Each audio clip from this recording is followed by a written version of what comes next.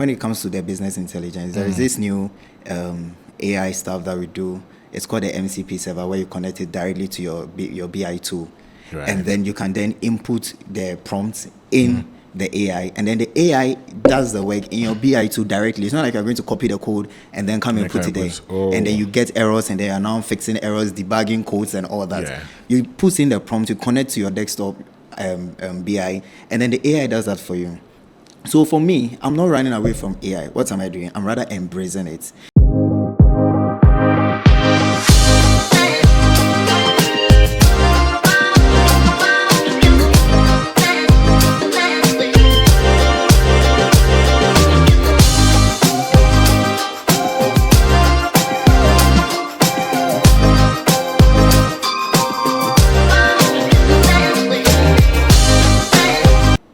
So everyone has been speaking about AI. People keep writing about AI. Some say AI is coming for our jobs. Some say AI is going to make life easier. I'm sure we are all caught in this confusion as well. That's why we are here. You're welcome to another exciting episode of The Insight Room. My name is Kwame Obeng. I'm doing this with John Kingsford, a very regular suspect on here, and Charles, also known as Ifira Charles. John, how are you? Big man, I do okay. Charles, you're welcome once again. Thank you so much for having me. Yes. So we're on this AI conversation once again. I'm sure we've all encountered it in all of our various parts. I mean, the most popular types of AI are the generative AI tools, the ones that we use to write love letters and things. But there's more to it. That's right. John, let me start with you. Do you think we're actually ready for the AI transformation in Africa?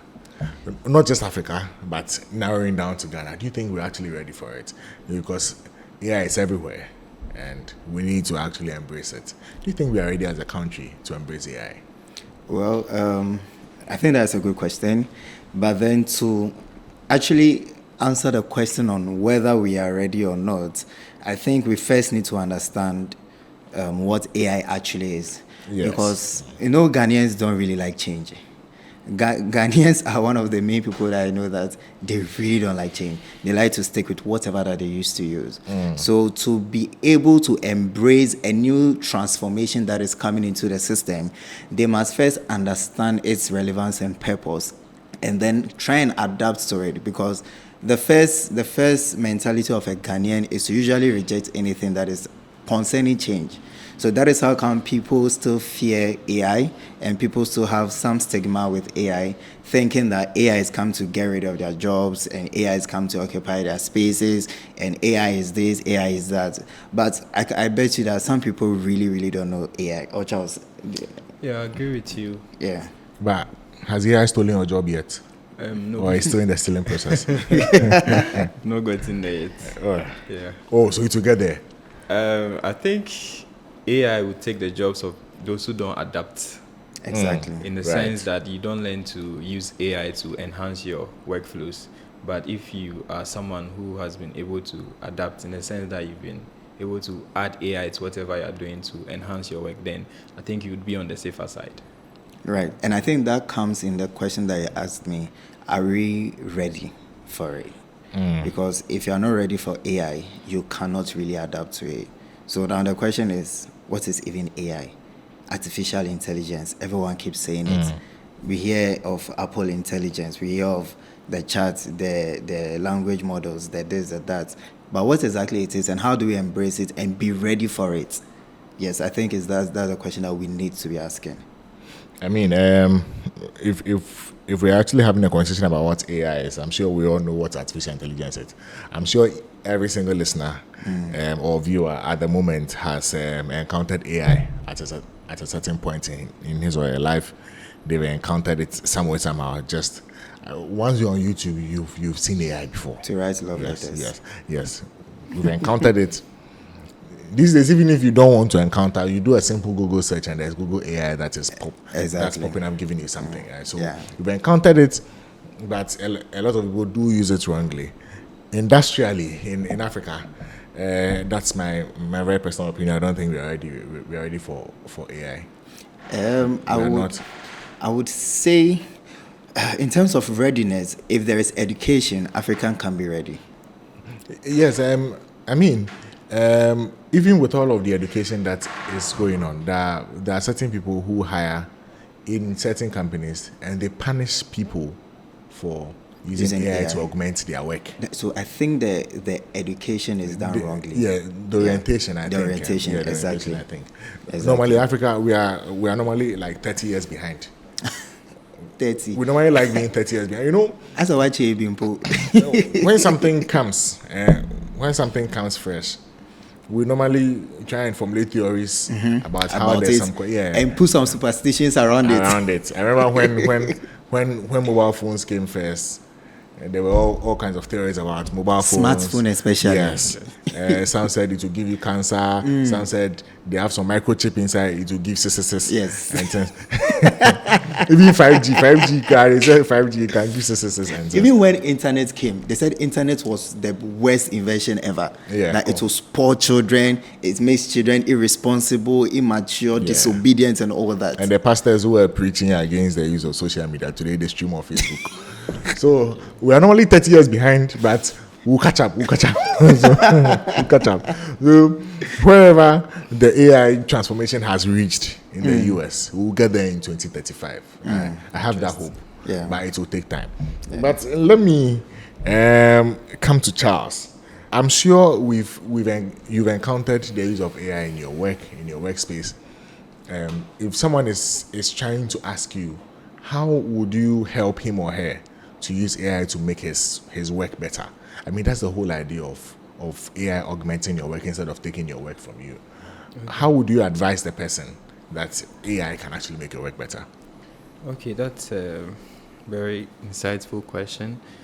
To put that into perspective, for someone to use AI better, the person has to know what prompt engineering is. Prompt engineering basically is how you give the AI context to what you actually want it to do for you. So let's say that you're trying to draft a marketing proposal. You would have to prompt the AI in such a way that it will give you what you actually need. So you give it a context, then you give it you give a persona. Then after that you give it how you want the draft to be. So you give it context, you give it persona, and you give it the exact details on what you want the draft to be like. And when you feed the AI with this information, with the right inputs, it also give you the right output, which will in turn help you in your work that you are doing. So the best advice I'll give to somebody is the person should learn prompt engineering and prompt the AI well. As the saying goes, garbage in, garbage out. Yeah. I mean, AI surely works very much on data. So, I mean, it's a machine learning model. It works based on the data that is been fed and trained with. So, AI will surely give you garbage if you feed it with garbage, if you train it with garbage data. But let's come to conversation about policy. If AI is going to work, if we are going to embrace it like the way it has been embraced in the Western world, in Ghana, there must be policy. John, this is actually to you.